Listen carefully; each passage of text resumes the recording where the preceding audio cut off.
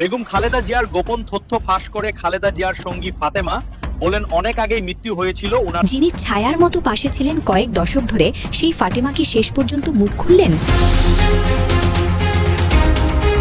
এদিকে আজ বেগম খালেদা জিয়াকে নিয়ে নতুন সত্য প্রকাশ হয়েছে। তার সঙ্গী ফাতেমা মুখ খুলে 1 মাস আগেই মৃত্যু হয়েছিল ওনার প্রকাশ্যে বলেছে। দেশনেত্রী বেগম খালেদা জিয়ার মৃত্যু হয়েছে, তার জানাজা দাফন সম্পন্ন হয়েছে, কিন্তু তার মৃত্যুকে কেন্দ্র করে প্রথম আলো এবং আওয়ামী লীগ যে নোংরা রাজনীতি করেছে সেটা জাতি মনে রাখবে। আওয়ামী লীগ বা শেখ হাসিনা একটা ভুল পাল্টিয়েছেন বেগম খালেদা জিয়ার মৃত্যুর পর। যেই কথাগুলো লিখেছেন এটা অকল্পনীয়, চিন্তাই করা যায় না। দর্শক, গুলশানে তারেক রহমানের বাসভবনের সামনে আছেন আমাদের সহকর্মী রিয়াজ রায়হান। এবার তার কাছে যেতে চাই। রিয়াজ, দলীয় নেতাকর্মী বা স্বজনদের তো যাতায়াত ছিল দিনভর, এই মুহূর্তে কি দেখছেন? বেগম খালেদা জিয়াকে দাফন কার্য শেষ করার পর যারা এসেছিলেন তারেক রহমানের সঙ্গে দেখা করতে বা তার পরিবারকে সান্ত্বনা দিতে যারা এসেছিলেন তারা একে একে বেরিয়ে যাচ্ছেন। বেগম খালেদা জিয়া 28শে নভেম্বরেই মারা গিয়ে থাকেন, তবে এই 14 দিনের অভিনয় কি বাংলাদেশের মানুষ ক্ষমা করবে? আমরা চাই প্রকৃত সত্য বেরিয়ে আসুক। ফাতেমাকে দিয়ে জোর করে এই দীর্ঘ গোপনীয়তা বজায় রাখা হয়েছে। এদিকে খালেদা জিয়ার জানাজার পরেই রাশিয়া থেকে ডক্টর ইউনুসকে ভয়ানক চাপ। একে একে ফেসে যাচ্ছে সকল উপদেষ্টা। খালেদা জিয়ার মৃত্যুর সকল রহস্য ফাঁস। হ্যাঁ, বেগম খালেদা জিয়ার মৃত্যুর অনেক গোপন তথ্য প্রকাশ হয়েছে এই মুহূর্তে, এবং এই তথ্যগুলা প্রকাশ করে তারই সঙ্গী যে কিনা খালেদা জিয়ার সাথে সব সময় থাকতো, ফাতেমা, সে স্পষ্টভাবে এইবার বক্তব্য দেয় যখন বেগম খালেদা জিয়ার জানাজাটি শেষ হয় তারপরেই। দর্শক শ্রোতা, অনেক আগেই বেগম খালেদা জিয়ার মৃত্যু হয়েছিল, এইটা দেশের প্রত্যেকটা জনগণ সন্দেহ করছিল। এখন সেই সন্দেহটা সত্যি হয়ে যায় সেই ফাতেমার বক্তব্যের পরে। আপনারা সম্পূর্ণ ভিডিও দেখবেন। এইগুলা শুনে বিএনপি কর্মী সহ দেশের জনগণের মধ্যে একটা উত্তেজনা এবং সবাই যে অবাক হয়, সম্পূর্ণ ভিডিও দেখলে স্পষ্ট বুঝতে পারবেন। যিনি ছায়ার মতো পাশে ছিলেন কয়েক দশক ধরে, সেই ফাতেমা কি শেষ পর্যন্ত মুখ খুললেন? হাসপাতালের সেই নিশ্ছিদ্র দেয়ালের ভেতরে আসলে কি দেখেছিলেন বেগম জিয়ার এই নীরব সঙ্গী? গুঞ্জন উঠেছে ফাতেমার চোখের জল কি আজ 30শে ডিসেম্বরের জন্য, নাকি আরও 14 দিন আগের কোনো বিভীষিকার জন্য? লন্ডন থেকে আসার নির্দেশ আর হাসপাতালের কঠোর গোপনীয়তা সবই কি জানতেন এই নারী? বেগম জিয়ার শেষ নিঃশ্বাস ত্যাগের সময় ফাতেমা কি তার হাতটি ধরেছিলেন? যদি মৃত্যু আরও আগে হয়ে থাকে, তবে ফাতেমাকে কেন এতদিন বাইরের পৃথিবী থেকে বিচ্ছিন্ন রাখা হলো? মায়ের মৃত্যুর খবর গোপন রাখার এই মহানাটকে ফাতেমার ভূমিকা আসলে কি ছিল? আজকের পর্বে আমরা উন্মোচন করব ফাতেমার সেই না বলা কথা এবং মৃত্যুর প্রকৃত তারিখের ধোঁয়াশা। খালেদা জিয়া যেখানে গিয়েছেন, ফাতেমা সেখানে গিয়েছেন। কারাগার থেকে হাসপাতাল, ফাতেমা ছিলেন বেগম জিয়ার সবচেয়ে বিশ্বস্ত মানুষ। দেশ জুড়ে যখন প্রশ্ন উঠেছে বেগম জিয়া কি সত্যিই আজ মারা গেছেন, তখন সবার নজর এখন ফাতেমার দিকে। কারণ যদি কেউ সত্য জেনে থাকেন, তিনি এই ফাতেমা। বিভিন্ন সূত্র এবং হাসপাতালের ঘনিষ্ঠ মহলে ফাতেমার যে আরতি শোনা গেছে তা আজ আমাদের বিশ্লেষণের মূল বিষয়। গবেষক এবং গোয়েন্দা তথ্য অনুযায়ী 28শে নভেম্বর যখন বেগম জিয়ার অবস্থা আশঙ্কাজনক হয়ে পড়ে, তখন থেকেই ফাতেমার সাথে বাইরের যোগাযোগ বিচ্ছিন্ন করে দেওয়া হয়। অভিযোগ আছে ফাতেমা যখন কান্নায় ভেঙে পড়েছিলেন, তখন তাকে সান্ত্বনার নামে কার্যত নজরবন্দি করে রাখা হয়েছিল। কেন ফাতেমাকে কারো সাথে কথা বলতে দেওয়া হয়নি? তিনি কি আগেই জানতেন যে নেত্রী আর নেই? ফাতেমার নীরবতা কি আসলে কোনো বড় চাপের ফল? কথিত আছে যখন কাতার বা জার্মানির এয়ার অ্যাম্বুলেন্স নিয়ে টালবাহানা চলছিল, তখন ফাতেমা কেবল নির্বাক হয়ে নেত্রীর শিয়রে বসেছিলেন। নির্ভরযোগ্য কিছু সূত্রের দাবি, ফাতেমা সেই সময় বারবার বলেছিলেন, এখন নিয়ে গিয়ে কি হবে? এই একটি বাক্যই অনেক বড় ইঙ্গিত বহন করে। যদি নেত্রী জীবিতই থাকতেন, তবে ফাতেমা কেন এমন হতাশা প্রকাশ করবেন? তবে কি 30শে ডিসেম্বরের ঘোষণাটি ছিল কেবল একটি আনুষ্ঠানিকতা মাত্র? তারেক রহমান দেশে ফেরার 2 দিন পর মৃত্যুর খবর আসা নিয়ে ফাতেমার কাছের মানুষদের মধ্যে কানাঘুষা চলছে। শোনা যায় ফাতেমাকে কঠোর নির্দেশ দেওয়া হয়েছিল যেন তারেক রহমান দেশে আসার আগে হাসপাতালের ভেতরকার কোনো খবর বাইরে না যায়।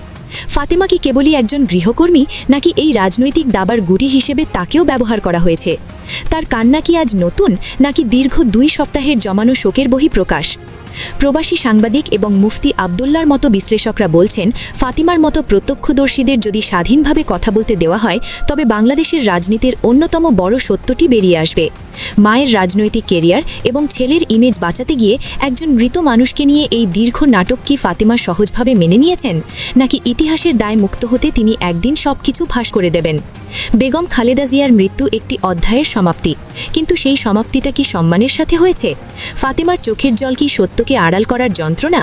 যদি বেগম খালেদা জিয়া 28শে নভেম্বরেই মারা গিয়ে থাকেন, তবে এই 14 দিনের অভিনয় কি বাংলাদেশের মানুষ ক্ষমা করবে? আমরা চাই প্রকৃত সত্য বেরিয়ে আসুক। সুধী দর্শক, ফাতেমার এই নীরবতা কি সম্মতির লক্ষণ নাকি ভয়ের?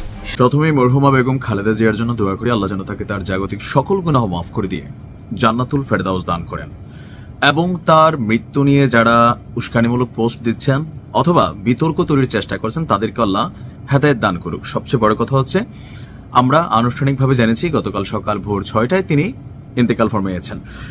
তো যাই হোক, বেগম খালেদা জিয়া, মৃত যে বেগম খালেদা জিয়া, ওনার যে শক্তি, উনি যে অসম্ভবকে সম্ভব করেছেন মৃত্যুর পরে। আমার কাছে দেখেন, সারা পৃথিবী বেগম খালেদা জিয়াকে নিয়ে গতকালকে নিউজ করেছে, পোস্ট করেছে, তবে ব্যতিক্রমী লেগেছে দুইটা জায়গায়।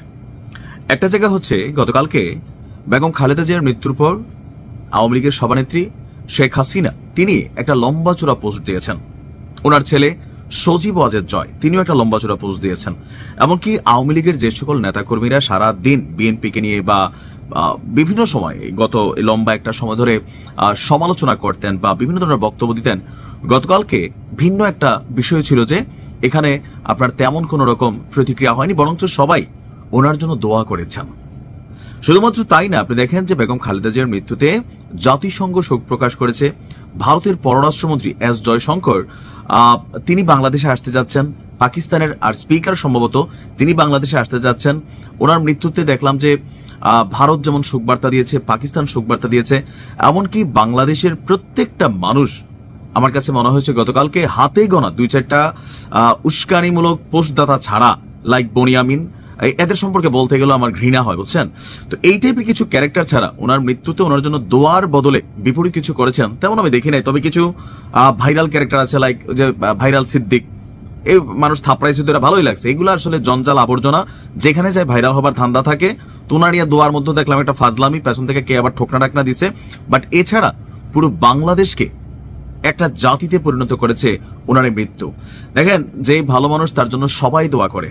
আমি গতকালকের এই ঘটনায় যে জায়গাটাতে খুশি হয়েছি, রাজনৈতিক যে সম্প্রীতি, এটা বাংলাদেশ দেখে নাই। এটা বাংলাদেশ আসলে দীর্ঘদিন দেখে নাই যে একজন নেতা বা নেত্রীর মৃত্যুতে পুরো একটা জাতি, দল, মত, ধর্ম, বর্ণ নির্বিশেষে সবাই একত্রিত হয়ে বা এক হয়ে বা এক যুগে এই মানুষটার জন্য দোয়া করেছেন। এটা তার আসলে সারা জীবনের অর্জন, যেটা তিনি জীবিত অবস্থায় হয়তোবা দেখেননি। রাজনৈতিক কারণে বিভিন্ন নির্যাতনের শিকার হয়েছেন, টর্চারের শিকার হয়েছেন, ব্যক্তি জীবনে হয়রানির শিকার হয়েছেন, কিন্তু মৃত্যুর পর তার জন্য যে বিরল ভালোবাসা পুরো বিশ্ব জুড়ে, জাতিসংঘ থেকে শুরু করে ইউরোপ আমেরিকার রাষ্ট্রগুলো বা তাদের রাষ্ট্রপ্রধানগুলো, সবকিছু মিলিয়ে আমার কাছে মনে হয়েছে এটাই হচ্ছে রাজনীতির কি বলা হয় যে আপনার সৌন্দর্য। একজন মানুষ কতটা জনপ্রিয়, একজন মানুষ কতটা ভালো, সেটা তার মৃত্যুর পর আসলে প্রকাশিত হয়। কারণ জীবিত মানুষটার সামনে ভয়ে অনেকে অনেক ধরনের কথা বলতে পারে না, আর মৃত মানুষটার জন্য যখন সবাই দোয়া করে, যে আমরা কবরে নামানোর আগে মুসলিমরা একটা দোয়া বলি বা আমরা জিজ্ঞেস করি যে তিনি কেমন মানুষ ছিলেন, তখন আমরা সবাই বলি ভালো মানুষ ছিলেন। ওই ভালো মানুষ বলার মধ্যে ইচ্ছা অনিচ্ছাকৃত থাকে, কিন্তু ওনার জন্য গতকালকে যেটা হয়েছে সেটা ছিল বিরল, যে আমরা মাফ করি, আল্লাহ মাফ করে দিক। তো সবকিছু মিলিয়ে তার জীবনটা যথেষ্ট সার্থক। আর মানুষের জীবনে নানান ধরনের চড়াই উতরাই, উত্থান পতন থাকে। পুতুলের বিয়ে ভেঙে গেল বলে কেঁদে বুক ভাসানো সেই 15 বছরের পুতুলকে ঘরে তুলেছিলেন জিয়াউর রহমান। ডাকনামটাও ছিল পুতুল। সোনার পুতুলের মতোই ছিল তার দুতি, যে দুতিতে দূরে সরে যেত গণতন্ত্রের জন্য অশনি সব ভূতেরা। 80 বছর বয়সে নিভে গেল সেই দুতি। চির বিদায় নিলেন খালেদা জিয়া। কি দুর্দান্ত এক মহাপ্রয়াণ দেখল সারা বিশ্ব। 1971 সালের মহান মুক্তিযুদ্ধের সময় খালেদা জিয়ার বয়স 26, বিয়ের বয়স সবে 11। স্বামী দেশকে স্বাধীন করতে বিদ্রোহ করেছেন, নিয়ন্ত্রণ করছেন যুদ্ধক্ষেত্র। সেই অপরাধে এক প্রকার হুলিয়া জারি হয় খালেদা জিয়ার বিরুদ্ধে। বাচ্চা 2 ছেলেদের নিয়ে লুকোচুরি খেলতে খেলতে আটক হন অবশেষে। আটকের পর খালেদা জিয়া এবং তার 2 শিশু সন্তানকে পুরাতন সংসদ ভবনের একটি কক্ষে রাখা হয়। এরপর সেখান থেকে ঢাকা ক্যান্টনমেন্টের ভেতরে একটি বাড়িতে নেওয়া হয়। 1971 সালের ডিসেম্বরের প্রথম সপ্তাহ পর্যন্ত সেখানেই তাকে আটকে রাখা হয়। যে তারেক রহমান আজ 61 বছরের, ছোট্ট ভাইকে নিয়ে সেই তারেক তখন সদা আতঙ্কে। যে আতঙ্কের দিন যেন এখনো শেষ হয়নি। সারা জীবনটাই আতঙ্কে কেটেছে আসলে গোটা পরিবারটার। 81 সালে বিপথগামী সেনাদের হাতে হত্যার শিকার হন জিয়াউর রহমান। বাবার ছিন্ন ভিন্ন লাশের উপরে দেখা যায় ছোট্ট সেই তারেক বুক ভাসিয়ে কাঁদছেন। মঙ্গলবার হারালেন মাকে। সেই 15 সালে হারিয়েছেন আদরের ছোট্ট ভাইকে। মানে হলো এই বিশ্ব ব্রহ্মাণ্ডে তারেক রহমানের কেউ আর বাকি রইল কি? যা হোক, কথা অন্যদিকে চলে যাচ্ছে। বলছিলাম খালেদা জিয়ার কথা। খালেদা জিয়া চলে গেলেন সবাইকে ছেড়ে। আওয়ামী লীগের সমর্থকদেরও আমি কাঁদতে দেখেছি তার জন্য। সিরিয়াসলি, তাকে শেষ শ্রদ্ধা জানাতে ভারতের পররাষ্ট্রমন্ত্রী এস জয়শঙ্কর পর্যন্ত চলে আসলেন। তাছাড়া পাকিস্তানের পার্লামেন্টের স্পিকার সর্দার আইয়াজ সাদিক, ভুটানের পররাষ্ট্রমন্ত্রী ডিএন ধুঙ্গিয়েল, মালদ্বীপের প্রেসিডেন্টের বিশেষ দূত এবং দেশটির উচ্চশিক্ষামন্ত্রী আলী হায়দার আহমেদ এবং নেপাল সরকারের একজন প্রতিনিধিও জানালেন শ্রদ্ধা। দিনাজপুরের সেই শান্ত মেয়েটি, যার শৈশব কেটেছে চন্দনবাড়ির মায়ায়, তিনি যে একদিন হিমালয়ের মতো অটল হয়ে বাংলাদেশের রাজনীতির মেরুদণ্ড হয়ে দাঁড়াবেন তা কে জানত? ইস্কান্দার মজুমদার আর তৈয়বা বেগমের সেই আদরের মেয়েটি সেনা পত্নী থেকে রাষ্ট্রপতির পত্নী হলেন, কিন্তু নিয়তি তাকে টেনে আনল রাজপথের ধুলোয়। 1981 সালের 30 মে চট্টগ্রাম সার্কিট হাউসে যখন জিয়াউর রহমানের রক্তে বাংলার মাটি ভিজে যাচ্ছিল, তখন ঢাকা ক্যান্টনমেন্টের মইনুল রোডের বাড়িতে খালেদা জিয়ার উপর আকাশ ভেঙে পড়েছিল। শোক করার ফুসরতটুকুও পাননি তিনি। দলের ভেতরে ভাঙন, বাইরে সামরিক জান্তার রক্তচক্ষু, সব মিলিয়ে এক অস্থির সময়। ঘরোয়া গৃহবধূ থেকে এক নিমেষেই তাকে হতে হলো কাণ্ডারি। 1982 সালের 2রা জানুয়ারি বিএনপির প্রাথমিক সদস্যপদ নিয়ে যাত্রা শুরু। আর তারপর তো কেবল ইতিহাসের পাতা উল্টে যাওয়ার গল্প। 80 দশকের সেই উত্তাল দিনগুলোর কথা ভাবুন। এরশাদের স্বৈরশাসন যখন চারিদিকে জেঁকে বসেছে, তখন অনেকেই আপোষ করেছিলেন, কিন্তু এই পুতুল নামের মানবীটি ছিলেন পাথরের মতো শক্ত। 1986 সালে নির্বাচনে যখন অনেকেই ক্ষমতার লোভে পা বাড়িয়েছিলেন, তখন তিনি বলেছিলেন, না, জনগণের অধিকার আগে। দেশনেত্রী বেগম খালেদা জিয়ার মৃত্যু হয়েছে, তার জানাজা দাফন সম্পন্ন হয়েছে, কিন্তু তার মৃত্যুকে কেন্দ্র করে প্রথম আলো এবং আওয়ামী লীগ যে নোংরা রাজনীতি করেছে সেটা জাতি মনে রাখবে। এবং আমরা এই প্রজন্মকে, যেহেতু খালেদা জিয়ার মৃত্যু এবং জানাজা এটা প্রজন্ম থেকে প্রজন্মতর একটা ইতিহাস, একটা অধ্যায়, তারা জানা যায় যে লোকসমাগম হয়েছে, মানুষের যে ভালোবাসায় তিনি শেষ পর্যন্ত সিক্ত হয়েছেন। বিএনপি নানান দুর্বলতা ব্যর্থতাকে ছাপিয়ে শেষ পর্যন্ত বেগম খালেদা জিয়া তিনি জয়ী হয়েছেন। বিএনপি তার যথাযথ সম্মান নিশ্চিত করতে পারেনি। বিএনপিকে নিয়ে নানান সন্দেহ সংশয়, তার মৃত্যু কখন কি হয়েছে এটা নিয়ে জনমনে নানান প্রশ্ন থাকলো। At the end of the day, Begum Khaleda Zia is Khaleda Zia. Begum Khaleda Zia is beyond BNP. বিএনপির ঊর্ধ্বে, বিএনপির রাজনীতি ত্রুটি বিচ্যুতির ঊর্ধ্বে বেগম খালেদা জিয়া জনগণের ভালোবাসায় সিক্ত হয়েছেন। কিন্তু এই জায়গায় নোংরা রাজনীতিটা করে গিয়েছে প্রথম আলো এবং প্রথম আলো গং, প্রথম আলো রিলেটেড বা এই ধরনের ভারতপন্থী আরো অনেক গণমাধ্যম আছে, এবং আওয়ামী লীগের সুযোগ নিয়েছে। কি, খালেদা জিয়ার মৃত্যুকে কেন্দ্র করে আওয়ামী লীগ সোসাইটিতে একটা সিম্পেথি কার্ড খেলেছে এবং তারা নর্মালাইজড হওয়ার চেষ্টা করছে, এবং তাতে হেল্প করেছে প্রথম আলো। এটা এই প্রজন্মকে আমরা জানিয়ে দিতে চাই। খালেদা জিয়ার এই মৃত্যুর জন্য অনেক প্রধানমন্ত্রী, সাবেক প্রেসিডেন্টের স্ত্রী, তারা যেহেতু স্বাস্থ্য সচেতন এবং উন্নত চিকিৎসা নিতে ক্যাপেবল, স্বাভাবিকভাবেই কোনো দুর্ঘটনা না ঘটলে তাদের লাইফ এক্সপেক্টেন্সি আরো বেশি হয়। অনেকের 90 বছর, 100 বছরও বাঁচেন। খেয়াল করেন একটা বিষয়, আওয়ামী লীগ বা শেখ হাসিনা একটা ভুল পাল্টিয়েছেন বেগম খালেদা জিয়ার মৃত্যুর পর।